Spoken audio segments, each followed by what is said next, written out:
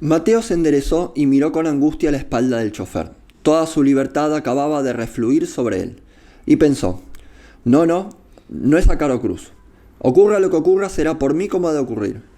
Aun si se dejaba llevar desamparado, desesperado, aun si se dejaba llevar como una vieja bolsa de carbón, habría elegido su perdición.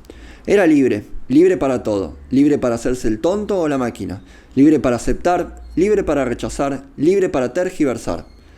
Casarse, plantarla, arrastrar durante años ese grillete al pie, él podría hacer lo que quisiera. Nadie tenía derecho a aconsejarlo, no habría para él ni bien ni mal, sino inventándolos. A su alrededor las cosas se habían agrupado en redondo y esperaban sin hacer una seña, sin entregar la menor indicación. Estaba solo, en medio de un monstruoso silencio, libre y solo, sin ayuda y sin excusa, condenado a decidir sin apelación posible, condenado para siempre a ser libre.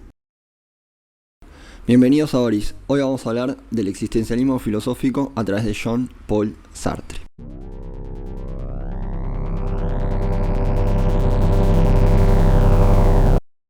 Lo primero que vamos a decir es que la mayoría del guión de este video está basado en un pequeño texto que se llama El existencialismo es un humanismo, que básicamente es la transcripción de una conferencia que da Sartre en 1947 para defender su postulado filosófico. Es una especie de manifiesto existencialista que a mí me gusta decir además que es un resumen de este otro libro que se llama El ser y la nada, que es un poco más grande y más complejo. ¿Pero por qué vamos a hablar de existencialismo filosófico el día de hoy? Bueno, básicamente porque a mí me dio un montón de herramientas para el día a día, para mi rutina, y espero que cuando termine el video a vos te ayude para lo mismo. Aunque generalmente la filosofía nos llena de preguntas y nos otorga muy pocas respuestas.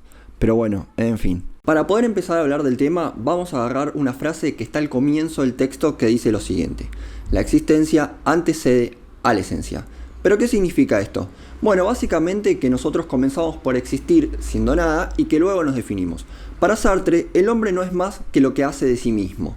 Si tuviéramos que definir a las personas desde la lógica sartreana, podríamos decir que todos nosotros no somos más que el cúmulo de decisiones que hemos tomado a lo largo de toda nuestra vida. ¿Pero qué pasa con la esencia? Bueno, la esencia no es algo que nos viene a priori, no es algo que tenemos por el solo hecho de nacer, sino que para Sartre es algo que nosotros mismos vamos a construir. Y acá aparece el elemento más maravilloso de la filosofía sartreana, que es que nosotros no estamos determinados. En todo caso, nos determinamos a nosotros mismos. Y lo hacemos a través de las decisiones que tomamos. Y estas decisiones las tomamos en completa libertad.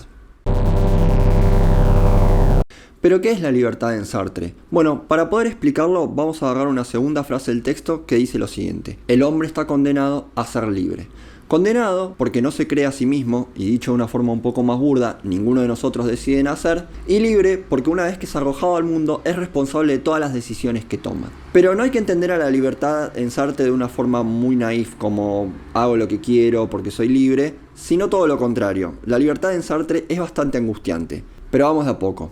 Como dijimos, el hombre es responsable una vez que es arrojado al mundo por todas las decisiones que toma. Y esto es un problema que está completamente pegado a la libertad. Porque esta responsabilidad no es solo la que tenemos con respecto a los terceros por las acciones que hacemos, sino que además para Sartre, cuando nosotros tomamos una decisión y nos decidimos o nos construimos a nosotros mismos, también estamos tomando una decisión del hombre en un sentido universal, en el sentido del deber ser del hombre. Y somos responsables de esta construcción que estamos haciendo. Elegir ser esto o aquello es afirmar al mismo tiempo el valor de lo que elegimos, porque nunca podemos elegir mal. Lo que elegimos es siempre el bien, y nada puede ser bueno para nosotros sin serlo para todos. Si, por otra parte, la existencia precede a la esencia, y nosotros quisiéramos existir al mismo tiempo que moldeamos nuestra imagen, esta imagen es valedera para todos y para nuestra época entera. Así, nuestra responsabilidad es mucho mayor de lo que podríamos suponer, porque compromete a la humanidad entera. Ahora bien, además de ser responsables de las decisiones que tomamos, también Sartre va a decir que estas decisiones las tomamos en completo desamparo, y eso nos produce una terrible angustia. La angustia es un elemento esencial en el ejercicio de la libertad, es decir, no podemos tomar decisiones sin angustia, y a su vez, la angustia es la representación de la existencia de la plena libertad del hombre.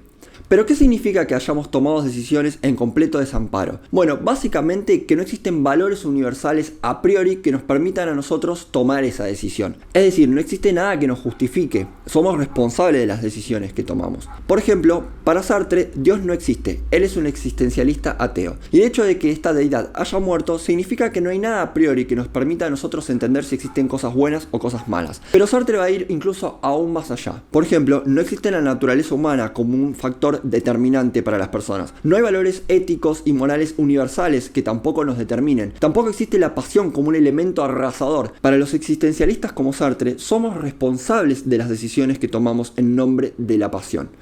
Es más, aunque esto le moleste a mis amigos, los astrólogos, muy probablemente si Sartre leyera una carta astral, se reiría, porque no hay nada que te determine en ningún momento, mucho menos la fecha de nacimiento. Para entenderlo un poco mejor, hay un ejemplo que Sartre utiliza en su libro, que es el siguiente. El cobarde no nace cobarde, se hace cobarde, lo mismo que el héroe, es decir, el cobarde es responsable de su cobardía. Y esto es muy importante porque significa, y volvemos a lo que dijimos al principio, que el hombre no está determinado, sino que el hombre se determina en su completa libertad. Y acá volvemos a la pregunta que hicimos inicialmente. ¿Por qué vamos a hablar de existencialismo? Bueno, porque nos dota de completa libertad y nos dice, ustedes no están determinados, ustedes son libres, hagan, inventen, creen. A ver, para ser sincero, yo jamás pensé que iba a estar haciendo lo que estoy haciendo, porque me considero a mí mismo una persona tímida. Y sin embargo, estoy frente a ustedes hablándole a una cámara, pero porque no estoy determinado a ser tímido. En todo caso, me hago tímido con las decisiones que tomo. Ahora bien, independientemente de todo lo que venimos hablando, tenemos que decir que la libertad en Sartre no es un libertinaje, es decir, no es un hago lo que quiero, porque además de ser responsables, hay límites objetivos. Pero estos límites objetivos no nos determinan, sino en todo caso nos condicionan. El ser humano es una persona condicionada por su contexto, su lugar de nacimiento, las condiciones económicas y culturales, etc. Es decir, existen elementos que le generan cierto marco a la persona al momento de tomar sus decisiones. Lo que pasa que es responsable de las decisiones que toma dentro de ese marco y lo hace en completa libertad, por lo tanto no está determinado.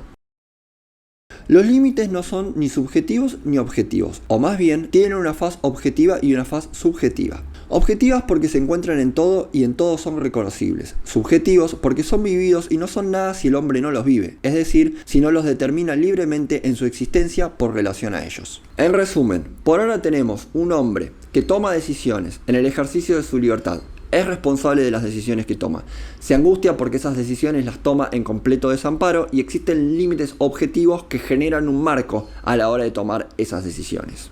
Pero todo esto habla siempre desde la perspectiva de una persona, de un yo, básicamente, es decir, de una persona individual. ¿Y qué pasa con el otro? Bueno, hay un elemento más en el texto que es la intersubjetividad. Y Sartre va a decir que para tener una noción de nosotros mismos y de nuestro ser es de vital importancia que pase por un otro. El otro es tan cierto para nosotros como nosotros mismos. Para obtener una verdad cualquiera sobre mí es necesario que pase por otro. El otro es indispensable en mi existencia tanto como el conocimiento que tengo de mí mismo. Así descubrimos enseguida un mundo que llamaremos la intersubjetividad, y en este mundo el hombre decide lo que es y lo que son los otros. A mí me costó entender un poco este concepto porque en el librito está explicado muy por arriba y no se termina de entender del todo. Pero existe una obra de teatro que se llama A Puertas Cerradas, que consiste básicamente en que 3 personas se van al infierno y quedan encerrados en un cuarto. Sí, el infierno es un cuarto, y comienzan a interactuar entre ellas, y en esa interacción van construyendo un poco lo que son a partir del intercambio de ideas con las otras personas. Es decir, para construir su propio ser necesitan la opinión de un otro, ¿sí? Sin la opinión de ese otro no se definen a sí mismos. Dicho sea de paso, hay una frase muy importante en esta obra que es el infierno son los demás o el infierno son el otro, porque en la obra cada uno de los personajes se encarga de resaltar la miseria del otro. Y con esto llegamos al final del capítulo. Por favor, si les gustó, compartan, denle me gusta, hagan comentarios, ayúdenme con el tema del algoritmo y lean El existencialismo es un humanismo, porque posta que es un libro que no tiene absolutamente ningún desperdicio. Es muy cortito, es conciso y realmente es hermoso. Nos vemos la próxima.